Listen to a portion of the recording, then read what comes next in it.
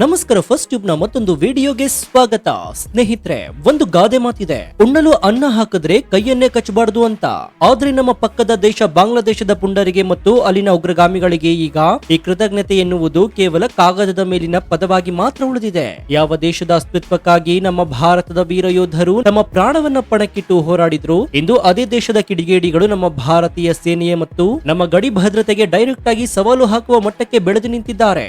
ಆದ್ರೆ ಈ ಬಾರಿ ಅವರು ಮುಟ್ಟಿದ್ದು ಸಾಮಾನ್ಯ ಭಾರತವನ್ನೆಲ್ಲ ಬದಲಾಗಿ ಶತ್ರುಗಳ ಹೆಡೆಮುರಿ ಕಟ್ಟುವಂತಹ ನವ ಭಾರತವನ್ನ ಅನ್ನುವಂತಹ ಸತ್ಯ ಅವರಿಗೆ ಈಗ ಅಕ್ಷರಶಃ ಅರ್ಥವಾಗ್ತಾ ಇದೆ. ಹೌದು, ಭಾರತ ಮತ್ತು ಬಾಂಗ್ಲಾದೇಶದ ಗಡಿಯಲ್ಲಿ ಅಕ್ರಮ ನುಸುಳುಕೋರರನ್ನ ತಡೆಯಲು ಭಾರತ ಅಳವಡಿಸುತ್ತಾ ಇದ್ದಂತಹ ಅತ್ಯಾಧುನಿಕ ಸ್ಮಾರ್ಟ್ ತಂತಿ ಬೇಲಿಗಳನ್ನ ಅಲ್ಲಿನ ಕೆಲವು ಕಿಡಿಗೇಡಿಗಳು ಮತ್ತು ಉದ್ರಿಕ್ತ ಗುಂಪುಗಳು ಏಕಾಏಕಿ ಕಿತ್ತೆಸೆದು ಭಾರಿ ದೊಡ್ಡ ಕಿತಾಪತಿ ಮಾಡಿದ್ದಾರೆ. ಈ ಉದ್ದಟತನವನ್ನ ನೋಡಿ ಕೇಂದ್ರ ಗೃಹ ಸಚಿವ ಅಮಿತ್ ಶಾ ಅವರು ಅಕ್ಷರಶಃ ಕೆಂಡಮಂಡಲವಾಗಿದ್ದು, ಯಾವ ಗಡಿಯಲ್ಲಿ ಪುಂಡರು ಅಹಂಕಾರ ಮೆರೆದಿದ್ರು ಅದೇ ಗಡಿಗೆ ಇದೀಗ ಬರೋಬ್ಬರಿ 60,000 ಸೈನಿಕರ ಬೃಹತ್ ಪಡೆಯನ್ನ ಯುದ್ಧದ ರೇಂಜ್ ನಲ್ಲಿ ರವಾನೆ ಮಾಡಿ ಭಾರಿ ದೊಡ್ಡ ಭೂಕಂಪವನ್ನೇ ಸೃಷ್ಟಿ ಮಾಡಿದ್ದಾರೆ.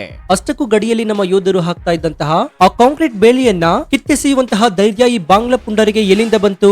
ಈ ಕಿತಾಪತಿಯ ಹಿಂದಿರುವ ಕಳ್ಳ ಸಾಗಾಣಿಕೆ ಮಾಫಿಯಾ ಮತ್ತು ಉಗ್ರಗಾಮಿ ಶಕ್ತಿಗಳ ಅಸಲಿ ಮಾಸ್ಟರ್ ಪ್ಲಾನ್ ಆದ್ರೂ ಎಂಥದ್ದು? ಗಡಿಯಲ್ಲಿರುವಂತಹ ಕಮಾಂಡರ್ ಗಳಿಗೆ ಅಮಿತ್ ಶಾ ಅವರು ಕೊಟ್ಟಿರುವ ಡೈರೆಕ್ಟ್ ಆಕ್ಷನ್ ಆ ದೇಶ ಯಾವುದು? ಈ ಬಾಂಗ್ಲಾ ಪುಂಡಾಟಿಕೆಯ ಹಿಂದೆ ಚೀನಾ ಮತ್ತು ಪಾಕಿಸ್ತಾನದ ಗುಪ್ತಚರ ಸಂಸ್ಥೆ ISI ಹೆಣೆದಿರುವಂತಹ ಭಾರಿ ದೊಡ್ಡ ಜಾಗತಿಕ ಷಡ್ಯಂತ್ರ ಹೇಗಿದೆ? ಬನ್ನಿ ಇವತ್ತಿನ ಎಕ್ಸ್ಕ್ಲೂಸಿವ್ ಡೀಟೇಲ್ ರಿಪೋರ್ಟ್ ನಲ್ಲಿ ದೇಶದ್ರೋಹಿಗಳ ನಿದ್ದೆಗೆಡಿಸುವ ಈ ಬಾರ್ಡರ್ ಆಪರೇಷನ್ ನ ಪ್ರತಿಯೊಂದು ಗುಟ್ಟನ್ನ ಎಳೆಯಾಗಿ ಬಿಚ್ಚಿಡೋಣ. ರಾಷ್ಟ್ರೀಯ ಭದ್ರತೆಗೆ ಸಂಬಂಧಿಸಿದ ಈ ಸ್ಫೋಟಕ ಮಾಹಿತಿನ ಪ್ರತಿಯೊಬ್ಬ ಭಾರತೀಯನು ತಿಳಿದುಕೊಳ್ಳಬೇಕು. ಹೀಗಾಗಿ ವಿಡಿಯೋವನ್ನ ಎಲ್ಲೂ ಸ್ಕಿಪ್ ಮಾಡದೆ ಕೊನೆವರೆಗೂ ನೋಡಿ. ಸೊ ವಿಡಿಯೋವನ್ನ ಶುರು ಮಾಡೋಣ. ಆದ್ರೆ ಅದಕ್ಕೂ ಮುನ್ನ ಬಾಂಗ್ಲಾ ಗಡಿಯಲ್ಲಿ ಹಾಕಿರುವಂತಹ ತಂತಿ ಬೇಲಿಯನ್ನ ಕಿತ್ತೊಗೆದಂತಹ ಈ ಕಿರಾತಕರಿಗೆ ಪ್ರಧಾನಿ ನರೇಂದ್ರ ಮೋದಿ ಅವರ ಸಾರಥ್ಯದ ಸರ್ಕಾರ ಕಠಿಣ ಶಿಕ್ಷೆಯನ್ನು ವಿಧಿಸಬೇಕು ಅಂತ ನಿಮ್ಗನ್ಸಿದ್ರೆ ಎಸ್ ಅಂತ ಕಮೆಂಟ್ ಮಾಡಿ ಹಾಗೂ ವಿಡಿಯೋಗೆ ಲೈಕ್ ಕೊಡಿ. ಜೊತೆಗೆ ಇದರ ಹಿಂದೆ ಮಮತಾ ಬ್ಯಾನರ್ಜಿ ಅವರ ಕೈವಾಡವಿದೆ ಅಂತ ನಿಮ್ಗನ್ಸಿದ್ರೆ ಹೌದು ಅಂತ ಕಮೆಂಟ್ ಮಾಡಿ.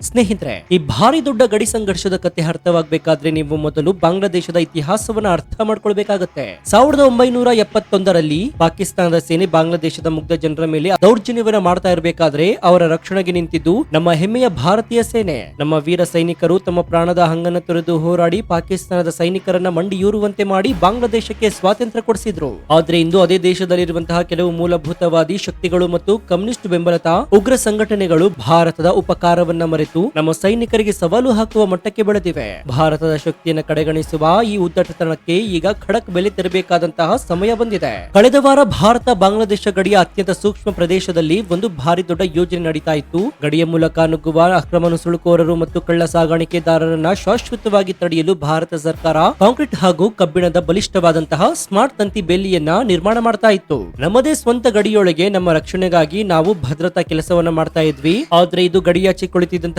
ಕಳ್ಳರಿಗೆ ಮತ್ತು ಸ್ಮಗ್ಲರ್ಗಳಿಗೆ ಅಕ್ಷರಶಃ ನುಂಗಲಾರದ ತುತ್ತಾಗಿ ಪರಿಣಮಿಸಿತ್ತು. ಬೇಲಿ ನಿರ್ಮಾಣವಾದ್ರೆ ತಮ್ಮ ಅಕ್ರಮ ದಂಧೆ ಬಂದ್ ಆಗುತ್ತೆ ಎನ್ನುವಂತಹ ಭಯದಿಂದ ಅವರು ಕರಾಳ ಷಡ್ಯಂತ್ರ ರೂಪಿಸಿದ್ರು. ಯಾವಾಗ BSF ಯೋಧರು ಮತ್ತು ಸಿವಿಲ್ ಕಾರ್ಮಿಕರು ಬೇಲಿ ಅಳವಡಿಸಲು ಶುರು ಮಾಡ್ತಾರೋ ಏಕಾಏಕಿ ಬಾಂಗ್ಲಾದೇಶದ ಕಡೆಯಿಂದ ಒಂದು ಭಾರಿ ದೊಡ್ಡ ಉದ್ರಿಕ್ತ ಗುಂಪು ಭಾರತದ ಗಡಿಯೊಳಗೆ ನುಗ್ಗಿ ಬಂದಿತ್ತು.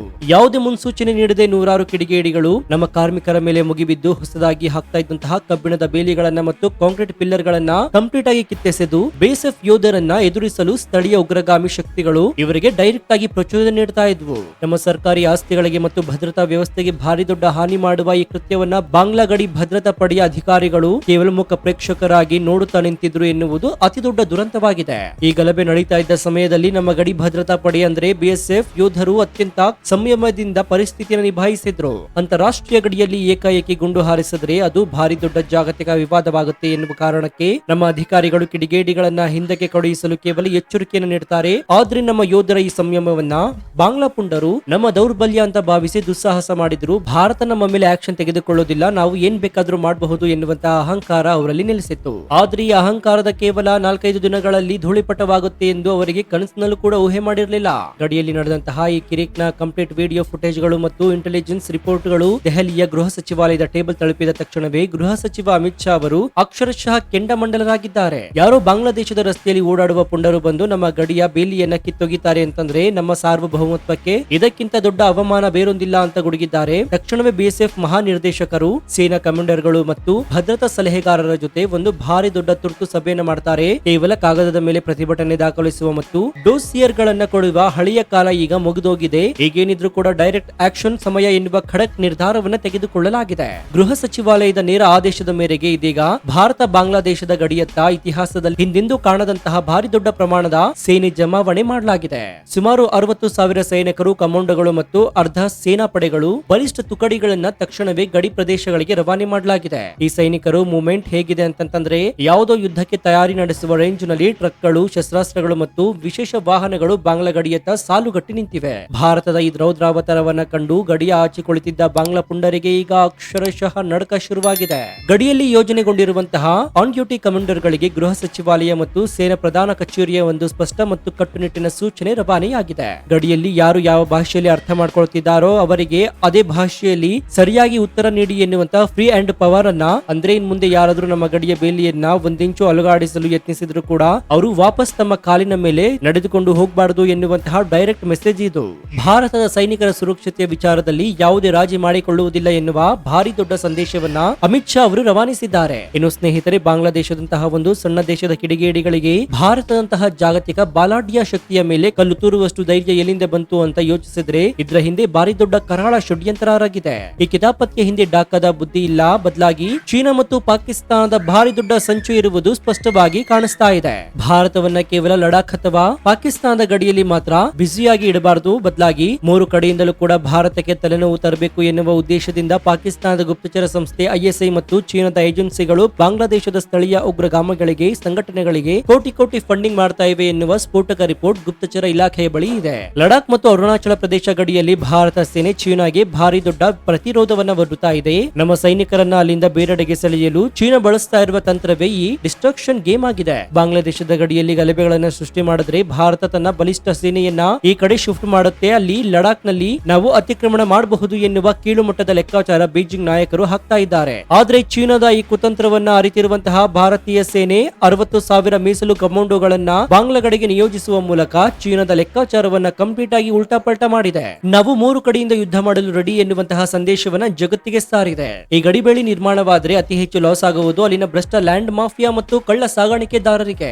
ದಶಕಗಳಿಂದಲೂ ಕೂಡ ಹಸುಗಳ ಸ್ಮಗ್ಲಿಂಗ್, ನಕಲಿ ನೋಟುಗಳು ಮತ್ತು ಡ್ರಗ್ಸ್ ಸಾಗಾಣಿಕೆ ಮಾಡಿ ಸಾವಿರಾರು ಕೋಟಿ ರೂಪಾಯಿ ಗಳಿಸ್ತಾ ಇದ್ದಂತಹ ಜಾಲಕ್ಕೆ ಈ ಬೇಲಿ ಅಕ್ಷರಶಃ ಬ್ರೇಕ್ ಹಾಕಲಿದೆ. ತಮ್ಮ ಭ್ರಷ್ಟ ದಂಧೆ ಕಂಪ್ಲೀಟ್ ಆಗಿ ಬಂದ್ ಆಗುತ್ತೆ ಎನ್ನುವ ಭಯದಿಂದಲೇ ಅವರು ಮುಗ್ಧ ಜನರನ್ನ ಮತ್ತು ಪುಂಡರನ್ನ ಎತ್ತಿಕಟ್ಟಿ ಈ ರೀತಿ ಗಲಾಟೆ ಮಾಡಿಸ್ತಾ ಇದ್ದಾರೆ. ಆದ್ರೆ ಈಗ ಗಡಿಯಲ್ಲಿ 60,000 ಯೋಧರು ಫೀಲ್ಡ್ ಗೆ ಇಳಿದಿರೋದ್ರಿಂದ ಒಂದು ಸಣ್ಣ ಡ್ರಗ್ಸ್ ಪ್ಯಾಕೆಟ್ ಕೂಡ ಭಾರತದೊಳಗೆ ಬರದಂತೆ ಕಂಪ್ಲೀಟ್ ಆಗಿ ಸೀಲ್ ಡೌನ್ ಮಾಡಲಾಗಿದೆ. ಈ ಘಟನೆಯ ನಂತರ ಭಾರತ ಸರ್ಕಾರ ರಾಜತಾಂತ್ರಿಕ ಮಟ್ಟದಲ್ಲಿ ಅಂದ್ರೆ ಡಿಪ್ಲೊಮೆಸಿ ಲೆವೆಲ್ ನಲ್ಲಿ ಬಾಂಗ್ಲಾದೇಶದ ಮಧ್ಯಂತರ ಸರ್ಕಾರಕ್ಕೆ ಭಾರಿ ದೊಡ್ಡ ವಾರ್ನಿಂಗ್ ಕೊಟ್ಟಿದೆ. ನಿಮ್ಮ ದೇಶದ ಕಿಡಿಗೇಡಿಗಳನ್ನ ನಿಮ್ಮ ಗಡಿಯೊಳಗೆ ಕಂಟ್ರೋಲ್ ನಲ್ಲಿ ಇಟ್ಕೊಳ್ಳಿ. ಒಂದ್ ವೇಳೆ ಅವರು ನಮ್ಮ ಗಡಿಯೊಳಗೆ ಬಂದು ಪುಂಡಾಟಿಕೆ ಮಾಡಿದ್ರೆ ನಾವು ತೆಗೆದುಕೊಳ್ಳುವ ಕಠಿಣ ಕ್ರಮಗಳಿಂದ ನೀವು ಹೊಣೆಗಾರಿಕೆಯಾಗಬೇಕಾಗುತ್ತೆ ಅಂತ ಖಡಕ್ ಆಗಿ ಸ್ಪಷ್ಟನೆ ಕೊಟ್ಟಿದ್ದಾರೆ. ಬಾಂಗ್ಲಾದೇಶದ ಆರ್ಥಿಕತೆ ನಿಂತಿರುವುದೇ ಭಾರತದ ಸಹಾಯದ ಮೇಲೆ. ವಿದ್ಯುತ್ ಪೂರೈಕೆಯಿಂದ ಹಿಡಿದು ದಿನಬಳಕೆಯ ವಸ್ತುಗಳವರೆಗೂ ಕೂಡ ಅವರು ಭಾರತವನ್ನೇ ಅವಲಂಬಿಸಿದ್ದಾರೆ. ಭಾರತ ಏನಾದ್ರೂ ಆರ್ಥಿಕ ದಿಗ್ಬಂಧನ ಹಾಕಿದ್ರೆ ಬಾಂಗ್ಲಾದೇಶದ ಕಂಪ್ಲೀಟ್ ಆಗಿ ದಿವಾಲಿಯಾಗುವುದು ಗ್ಯಾರಂಟಿ. ಗಡಿಯಲ್ಲಿ ನಮ್ಮ ಯೋಧರು ಈ ಸಾಹಸ ಮಾಡ್ತಿರ್ಬೇಕಾದ್ರೆ ಅವರಿಗೆ ಅತಿ ಹೆಚ್ಚು ಬೆಂಬಲ ಸಿಕ್ಕಿದ್ದು ನಮ್ಮ ಗಡಿ ಭಾಗದ ಮುಗ್ಧ ಮತ್ತು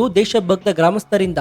ಇಷ್ಟು ವರ್ಷ ಬಾಂಗ್ಲಾದೇಶದ ಕಳ್ಳ ಸಾಗಾಣಿಕೆದಾರರ ಹಾವಳಿಯಿಂದ ಬೇಸತ್ತಿದ್ದಂತಹ ಸ್ಥಳೀಯ ರೈತರು ಈಗ ಸೇನೆಯ ಈ ಖಡಕ್ ಆಕ್ಷನ್ ಅನ್ನು ನೋಡಿ ಭಾರಿ ಸಂಭ್ರಮ ಪಡ್ತಾ ಇದ್ದಾರೆ. ನಮ್ಮ ಯೋಧರಿಗೆ ಪ್ರತಿಯೊಂದು ಹಂತದಲ್ಲೂ ಕೂಡ ಸಹಾಯ ಮಾಡುವ, ಗಡಿಯಾಚೆ ನಡೀತಾ ಇರುವ ರಹಸ್ಯ ಚಲನವಲನಗಳನ್ನ ಬಗ್ಗೆ ಮಾಹಿತಿಯನ್ನು ಪಾಸ್ ಮಾಡುವ ಕೆಲಸವನ್ನ ಈ ಹಳ್ಳಿಯ ಜನರೇ ಮಾಡ್ತಾ ಇದ್ದಾರೆ. ಸೇನೆ ಮತ್ತು ನಾಗರಿಕರ ನಡುವಿನ ಈ ಸಮನ್ವಯತೆ ಶತ್ರುಗಳಿಗೆ ಅಕ್ಷರಶಃ ನುಂಗಲಾರದ ತುತ್ತಾಗಿ ಪರಿಣಮಿಸಿದೆ. ಒಟ್ಟಾರೆಯಾಗಿ ಹೇಳೋದಾದ್ರೆ ಸ್ನೇಹಿತರೆ, ಬಂಗಾಳ ಗಡಿಯಲ್ಲಿ ನಡೆದಂತಹ ಈ ಬೇಲಿ ಕಿತ್ತೆಸೆಯುವಂತಹ ಘಟನೆ ಮತ್ತು ಅದಕ್ಕೆ ಅಮಿತ್ ಶಾ ಅವರು ಕೊಟ್ಟಿರುವ ಖಡಕ್ ತಿರುಗೇಟು ಭಾರತ ಭದ್ರತಾ ಇತಿಹಾಸದಲ್ಲಿ ಒಂದು ಹೊಸ ಅಧ್ಯಯನವಾಗಿದೆ. ನಮ್ಮ ಗಡಿಯ ರಕ್ಷಣೆಗಾಗಿ ನಾವು ಕೇವಲ ಮಾತಿನಲ್ಲಿ ಆಟವಾಡೋದಿಲ್ಲ, ಬದಲಾಗಿ ಗ್ರೌಂಡ್ ನಲ್ಲಿ ಡೈರೆಕ್ಟ್ ಆಗಿ ಆಕ್ಷನ್ ಮೂಲಕವೇ ಉತ್ತರ ಕೊಡ್ತೀವಿ ಎನ್ನುವುದನ್ನ ಮೋದಿ ಸರ್ಕಾರ ಪ್ರೂವ್ ಮಾಡಿದೆ. ಚೀನಾ ಮತ್ತು ಪಾಕಿಸ್ತಾನದ ಕುತಂತ್ರವನ್ನು ಭಾರತ ಉಕ್ಕಿದ ಇಚ್ಛಾಶಕ್ತಿಯ ಮುಂದೆ ಅಕ್ಷರಶಃ ಮಣ್ಣುಪಾಲಾಗಿದೆ. ಭಾರತದ ಆಂತರಿಕ ಭದ್ರತೆ ಮತ್ತು ಸೇನಾ ಶೌರ್ಯವನ್ನ ಎತ್ತಿ ಹಿಡಿಯುವಂತಹ ಈ ಸ್ಫೋಟಕ ರಿಪೋರ್ಟ್ ಇಡೀ ದೇಶಕ್ಕೆ ತಲುಪುವಂತೆ ಹೆಮ್ಮೆಯಿಂದ ವಿಡಿಯೋವನ್ನು ನಿಮ್ಮ ವಾಟ್ಸ್ಆಪ್, ಫೇಸ್ಬುಕ್ ಗ್ರೂಪ್ಗಳಲ್ಲಿ ಮರೆಯದೇ ಶೇರ್ ಮಾಡಿ. ಇದೇ ರೀತಿಯ ಆಡಳಿತಾತ್ಮಕ ಬದಲಾವಣೆಗಳು, ರಾಷ್ಟ್ರೀಯ ಭದ್ರತೆ, ಜಿಯೋ ಪಾಲಿಟಿಕ್ಸ್ ನ ನಿಷ್ಪಕ್ಷಪಾತ, ತ್ವರಿತ ಮತ್ತು ಅತ್ಯಂತ ಡೀಟೇಲ್ ಆದ ರಿಪೋರ್ಟ್ಗಳಿಗಾಗಿ ನಿಮ್ಮ ನೆಚ್ಚಿನ ಫಸ್ಟ್ ಟ್ಯೂಬ್ ಯೂಟ್ಯೂಬ್ ಚಾನಲ್ ಅನ್ನು ಈಗಲೇ ಸಬ್ಸ್ಕ್ರೈಬ್ ಮಾಡಿಕೊಂಡು ಪಕ್ಕದಲ್ಲಿರುವಂತಹ ಬೆಲ್ ಐಕಾನ್ ಅನ್ನು ಪ್ರೆಸ್ ಮಾಡಿ.